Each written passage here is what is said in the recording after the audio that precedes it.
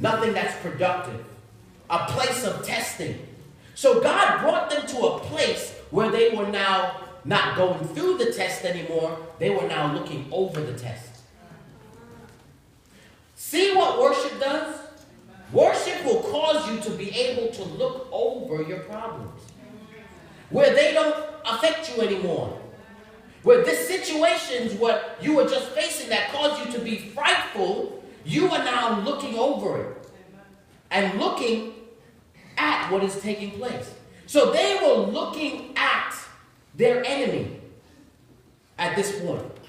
God had brought them to a point, because they worshipped, that they were now above every problem and situation that they were facing. When you worship, God changes your perspective. God will change your perspective on how you see things. This week, last week, after preaching what I preached last week, and usually I end by I've been ending by saying that guaranteed you're going to be tested. So I'm not immune from the test just because I'm the one who preached it, right?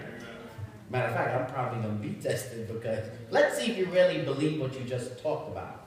So on Monday came, and I was tested. And the first thing that I did, I started complaining to myself. In my mind, I started complaining. Then I caught myself. And I said, self, you don't need to be complaining. Worship. That's what I told everybody else to do. So how about you practice what you said? So I began to worship. And what happens when I began to worship, God changed my perspective on my situation. And because I was now complaining and heading to the doldrums, I now felt lifted and above the situation, and now was not bothered by the situation anymore. That's what worship will do. Worship literally changes your perspective. Let me give another example. You may be going through a situation, and if somebody just comes and says that right word to you, your day brightens up. That's the same thing that worship does. You could be in a place focused, because your focus is now on the situation. You begin to be challenged by what you're seeing. But when you turn your focus from the situation and back to the Lord and begin to worship, it makes the situation pale in comparison. So here it is, God brought them to the place. It was a place that was now overlooking their testing. See, God wanted to, as I said before, change their perspective. He wanted them to see that He could change and give them a different gaze from a different angle. I gave the example last week about a glass being half full or half empty, right? The way that you look at the glass determines how you will face the situation. The glass is what represents the situation.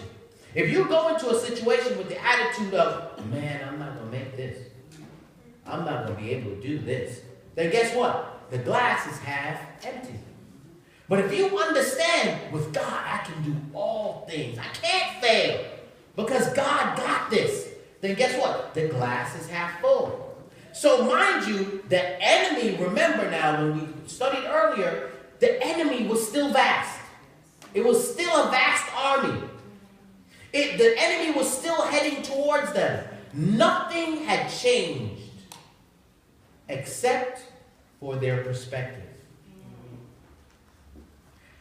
How they saw their enemy had now changed. When you worship, God will cause you to see your problems from a different perspective. It says, and they looked towards the vast army. They looked again. They looked again. And guess what? This time, the vast army was dead. Understand, when you worship, the situation becomes dead to you, because understand, God has now changed your focus. It doesn't matter anymore about the situation. It does not hold the same power that it did over you.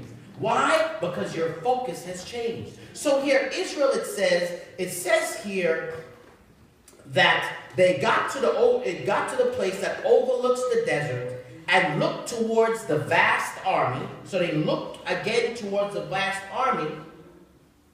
The army had not changed. The amount of people there had not changed. But guess now, when they looked again, they saw only dead bodies.